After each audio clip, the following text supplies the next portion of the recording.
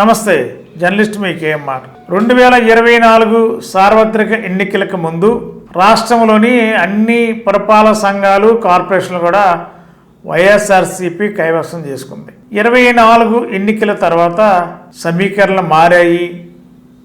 చాలా పురపాలక సంఘాల్లో కౌన్సిలర్సు, అదేవిధంగా కార్పొరేషన్స్లో కార్పొరేటర్లు కూడా అధికార పార్టీలో దాదాపుగా జాయిన్ అయ్యారు. మరి వైఎస్ఆర్సీపీకి గుడ్ బై చెప్పి టీడీపీలోకి కొంతమంది, జనసేనలో కొంతమంది వెళ్ళిపోతూ తమ రాజకీయ అవసరాల కోసం రాజకీయ పరంగా ఒక పునాది వేసుకుంటూ వెళ్తున్నారు. మరి ఉమ్మడి కృష్ణా జిల్లా నూజివీడు మున్సిపాలిటీ ఈవేళ చాలా కీలకంగా మారింది. నూజివీడు మున్సిపాలిటీలో 32 మంది కౌన్సిలర్స్ ఉన్నారు. వీళ్ళంతా కూడా 32 మంది కౌన్సిలర్స్లో 7 మాత్రమే టీడీపీ కౌన్సిలర్స్, మిగిలిన వాళ్ళంతా కూడా వైఎస్ఆర్సీపీ కౌన్సిలర్స్గా ఉన్నారు. మరి వైఎస్ఆర్సీపీ మున్సిపల్ చైర్మన్ కూడా వైఎస్ఆర్సీపీనే ఎన్నికలకు ముందు. ఇప్పుడు ఎన్నికలు అయిన తర్వాత ఇప్పుడు రాజకీయాలు మారాయి. మరి అక్కడ రాష్ట్ర మంత్రి కొలుసు పార్థసారథి గారు మంత్రిగా ఉన్నారు నూజివీడులో. రేపు నూజివీడు మున్సిపాలిటీకి డిప్యూటీ వైస్ చైర్మన్గా ఎన్నిక జరగనుంది. వాస్తవంగా టీడీపీకి 7 కౌన్సిలర్స్ కాబట్టి మెజారిటీ లేదు.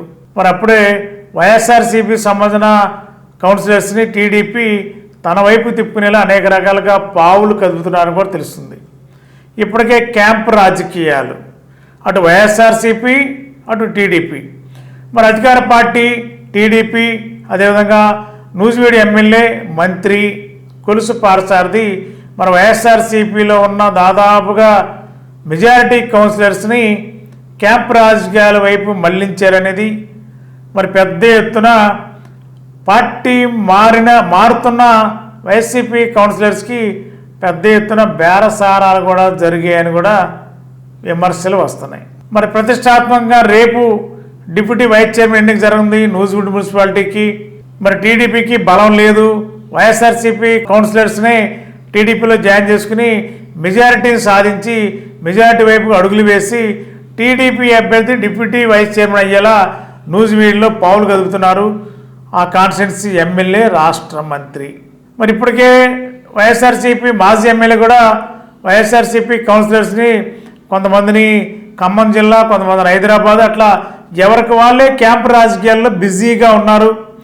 రేపు 11 గంటలకి ఎన్నిక జరిగే సమయానికి మరి నూజివీడులో మరి ఎవరైతే వైసీపీ కౌన్సిలర్స్గా ఉండి టీడీపీ శిబిరంలోకి అడుగుపెట్టబోతున్నారో వాళ్ళు రేపు డైరెక్ట్గా నూజివీడు మున్సిపల్ సమావేశ మందిరానికి నేరుగా వచ్చి అక్కడ ఆ ఎన్నికలో పార్టిసిపేట్ చేసి టీడీపీకి అనుకూలంగా టీడీపీ అభ్యర్థి డిప్యూటీ వైస్ చైర్మన్ అయ్యేలా ఆ ఎన్నికలో వారు పార్టిసిపేట్ చేసే అవకాశం ఉందని కూడా సమాచారం వస్తుంది.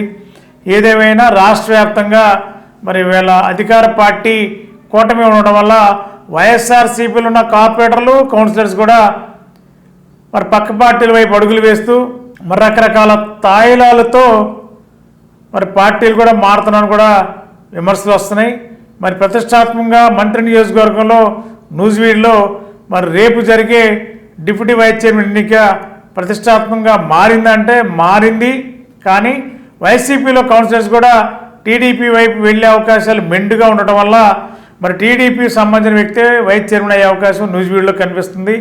మరి దీనికి సంబంధించి పెద్ద ఎత్తున లావాదేవీలు, బేరసారాలు కూడా జరిగాయని, మరి ఇప్పటికే ఫామ్ హౌస్లకి పరిమితమైన వైఎస్ఆర్సీపీ కౌన్సిలర్స్ విలాసవంతంగా హాయిగా వారి కుటుంబాలతో ఫామ్ హౌస్లో ప్రశాంతంగా ఎంజాయ్ చేస్తున్నారు.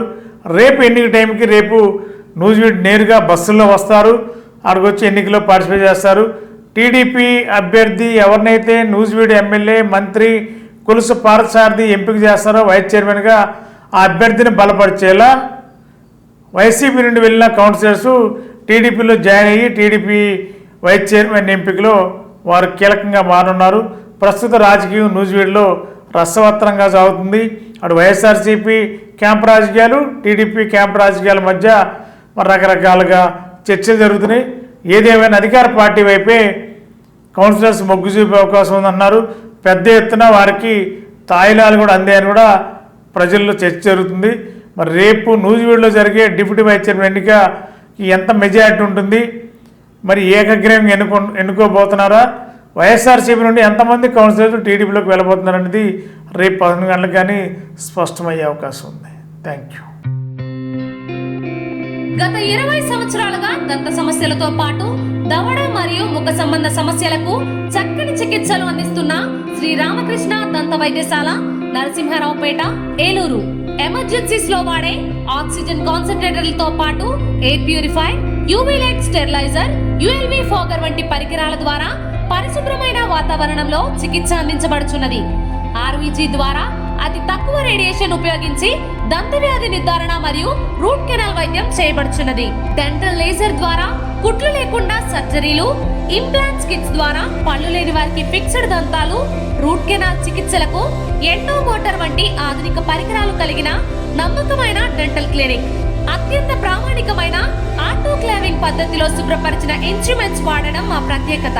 దంత సమస్యలకు చికిత్సతో పాటు విరిగిన దవడ మరియు ముఖ ఎముకలకు చికిత్స, ఎత్తు మరియు వంకర దవడలకు కాస్మెటిక్ సర్జరీ, యాక్సిలోఫేషియల్ వంటి చికిత్సలకు చిరునామా శ్రీ రామకృష్ణ దంత వైద్యశాల, వేములపల్లి రెసిడెన్సీ అపార్ట్మెంట్, నరసింహారావుపేట, ఏలూరు.